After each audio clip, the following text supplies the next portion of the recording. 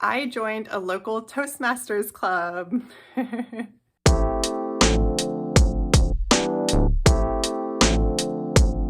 Public speaking is something I have had a love-hate relationship with for a long time. I come from some severe public speaking anxiety. There was a speech I gave when I was a high school student in which I got so anxious, I lost my place in my notes, the walls started to close in around me. I literally almost passed out.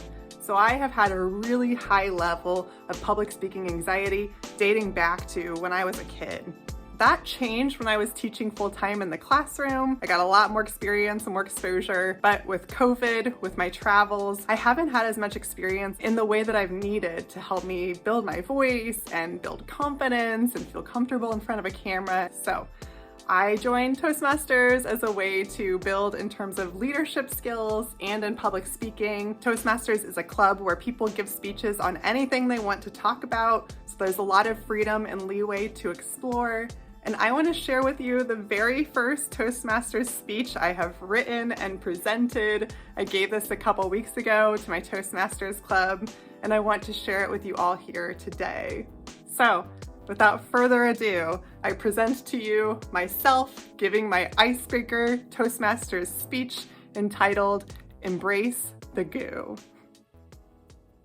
Today, I would like to take you on a journey, a deeper dive into who I am using the analogy of the growth cycle of a butterfly, and hopefully along the way inspire you to think a little differently about stages in your life, including the power of embracing the goo. Stage 1, the caterpillar. Let's put ourselves into the shoes of the caterpillar.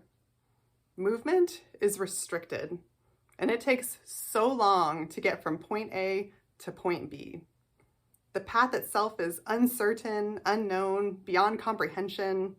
Every blade of grass becomes an obstacle course to navigate, every tree an entire universe. Getting a bigger picture understanding from this perspective, zooming out to see the forest, becomes impossible. This is how what I've come to call my old life felt like for me. You see, I had become who I was raised to be, the perpetual good girl, the golden child, an angel, like the glass figurines my mother began collecting for me before I was even born. But lacking a bigger picture, a sense of spirituality, a connection to my own inner spirit to guide me. Instead, I had become what everyone around me wanted me to be: polite, obedient, timid, restrained. As the caterpillar, I was moving through life unaware of and disconnected from my truest self, my purpose, and the meaning of life in general. All I could do was helplessly sludge through, to slowly and painstakingly pull myself along my path without a clear understanding of where I was, who I was, or why I was. Enter stage 2, chrysalis, or we could also call this stage goo. In this stage, the caterpillar sheds its skin and creates around itself a chrysalis, a protective shell. Inside the safety of its chrysalis, the caterpillar then liquefies its body into goo in order to completely reconstruct its form. You see, the caterpillar is born with imaginal cells that contain the butterfly it will one day become. Those imaginal cells actually feed off of the compost of all the other old, no longer needed caterpillar parts. In order to become, the caterpillar must first unbecome. Just imagine for a moment how that might feel. The uncertainty, the fear, the pain.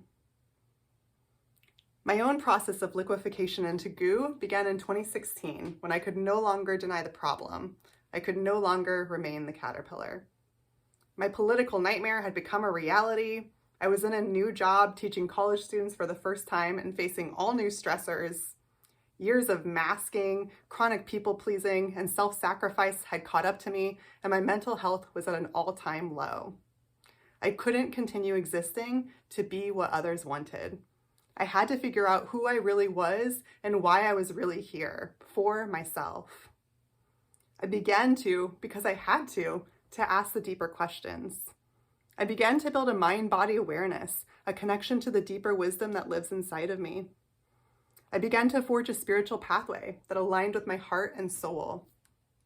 I found a voice inside of me, a calling, a spiritual mission that wanted to be heard and that had a different plan in store for me than the adults and authority figures in my life.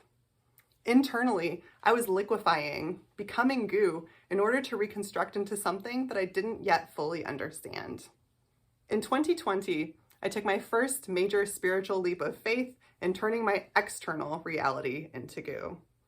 I quit my job, I left my hometown, the only place I had ever imagined living, and I hit the road on an undefined travel adventure, car packed to the brim with everything I thought I might need along the way, determined to meet completely different people, learn completely different skills, and get to know completely different versions of myself.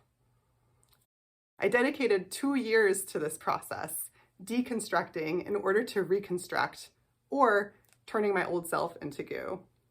Traveling, putting myself in new situations, exploring what felt authentic to the version of self I was called to be, liquefying what no longer served. I had to completely reconfigure who I had become, compost all those old parts of myself, and essentially start over from scratch. I'm not gonna lie to y'all, it was painful as hell, and indeed quite gooey. There were times I thought it would never end, times I regretted every decision I had ever made, times I wish I had just stuck to the certainty of staying small, remaining the caterpillar. But without the goo, there's no opportunity for the next stage in the cycle of nature to unfold. Stage 3, the butterfly.